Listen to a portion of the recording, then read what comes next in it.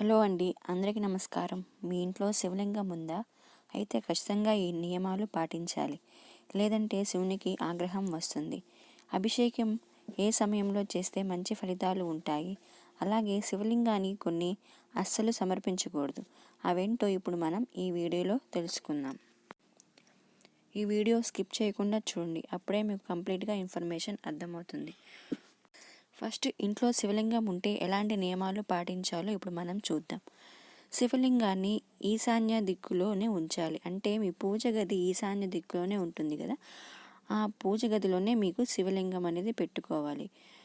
మీ పూజ గదిలో శివలింగం ఉంటే ప్రతిరోజు నిత్యం అభిషేకం అయితే చెయ్యాలి.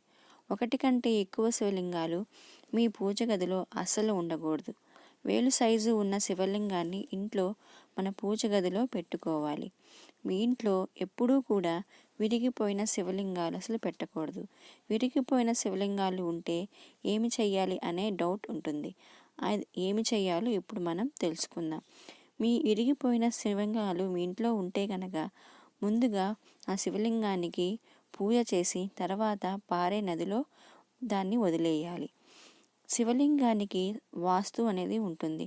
కొన్ని వాస్తు ప్రదేశాల్లో పెడితేనే ఆ శివలింగానికి ప్రత్యేకమైన గుర్తింపు ఉంటుంది, లేదంటే శివునికి ఆగ్రహానికి గురి అవుతారు. శివలింగాన్ని తూర్పు లేదా నార్త్ డైరెక్షన్లోనే ఉండాలి, లేదంటే శివుడికి ఆగ్రహం వస్తుంది. శివలింగానికి సాఫ్రాన్ అంటే కుంకుమ పువ్వును అసలు సమర్పించకూడదు.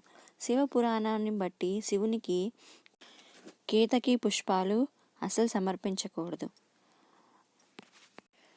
మీకు డౌట్ రావచ్చు, శివలింగాన్ని ఎవరికైనా గిఫ్ట్గా ఇవ్వచ్చా అని. క్రిస్టల్ శివలింగాన్ని అయితే గిఫ్ట్గా ఇవ్వచ్చు. క్రిస్టల్ శివలింగం వాస్తు దోషాన్ని పోగొడుతుంది.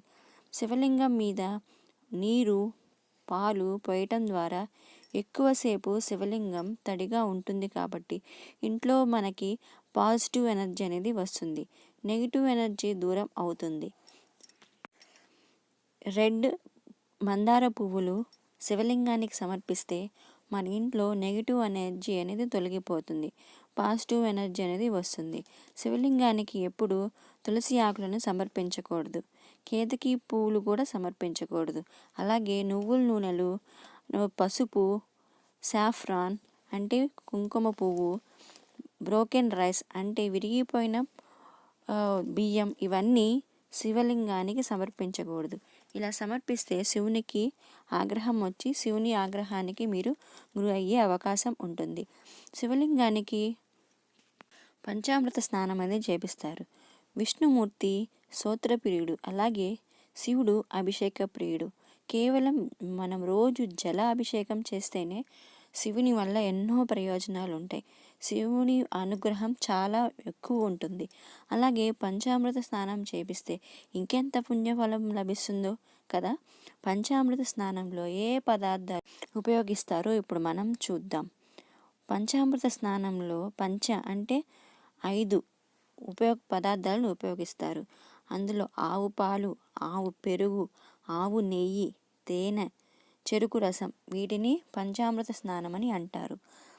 ఈ పంచామృత స్నానాన్ని ప్రతి సోమవారం కనుక మీరు శివలింగానికి చేస్తే ఎంతో పుణ్యం వస్తుంది. ఎన్నో కోటి రెట్ల పుణ్యాన్ని మీరు దక్కించుకుంటారు.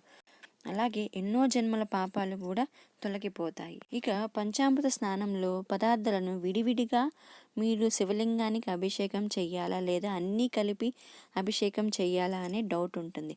ఎలాగైనా చేయొచ్చండి, కానీ విడివిడిగా ఒక్కొక్కటి పదార్థము శివలింగానికి అభిషేకం చేసేటప్పుడు ఒకటి పదార్థం అభిషేకం చేశాక మళ్ళీ మీరు శుద్ధోదక స్నానం అనేది చేయించాలి. అలా ఒక్కొక్క పదార్థాన్ని శుద్ధోదక స్నానం చేయించాలి. అలా కాకుండా అన్ని పదార్థాలు కలిపేసి ఒకేసారి శివలింగానికి అభిషేకం చేయటం ద్వారా అన్నీ చేశాక తర్వాత శుద్ధోదక స్నానం చేయిస్తే చాలా మంచిది.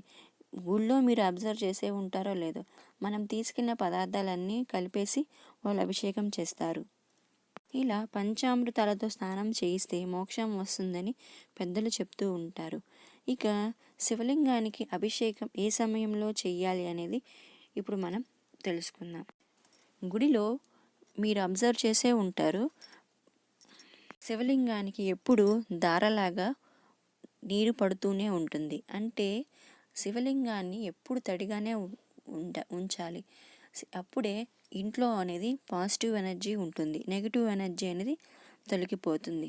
ఇక ఏ సమయంలో అభిషేకం చేస్తే మంచిదో ఇప్పుడు చూద్దాం. ప్రదోష సమయంలో శివుని అర్చన అనేది చాలా అంటే చాలా ఎక్కువ పుణ్య ఫలితాలను ప్రసాదిస్తుంది. ప్రదోష సమయంలో శివలింగానికి అభిషేకం చేయటం ద్వారా 1,000,000 రెట్ల పుణ్యఫలం అనేది వస్తుంది. పగలు చేయొచ్చా అంటే చేయొచ్చు. కుదిరిన వాళ్ళు పగలు సాయంత్రం 2 పూట్ల అభిషేకం చేసుకుంటే మంచిది. పగలు కూడా చేయొచ్చు, ఇబ్బంది ఏం లేదు. ఇక కుదరని టైంలో వాళ్ళు పగలు అభిషేకం చేసుకోవచ్చు. ఇలా ప్రదోష టైంలో శివునికి అభిషేకం చేసి శివుని స్తోత్రాలు, శివుని లింగాష్టకము, నాగేంద్రహారాయ అనే స్తోత్రము, ఇలా శివునికి సంబంధించినవన్నీ స్తోత్రాలు చదువుకుంటే మీకు ఎన్నో రెట్ల పుణ్యఫలం అనేది వస్తుంది ప్రదోష టైంలో మీరు శివునికి పూజ చేయటం వల్ల. శివునికి అభిషేకం చేశాక శివునికి గంధము కుంకుమ పెట్టి అలాగే పూలు సమర్పించండి. పూలలో కేతకి పుష్పాలు పూలు అనేవి అస్సలు సమర్పించకూడదు. పసుపు కూడా సమర్పించకూడదు. అలాగే ఎర్రని మందార పూలు సమర్పిస్తే శివునికి చాలా ప్రీతికరము, మీకు అంతా మంచి జరుగుతుంది. విన్నారు కదా ఫ్రెండ్స్. ఈ ఇన్ఫర్మేషన్ కనుక మీకు నచ్చినట్లయితే please like, share and subscribe. Thank you for watching.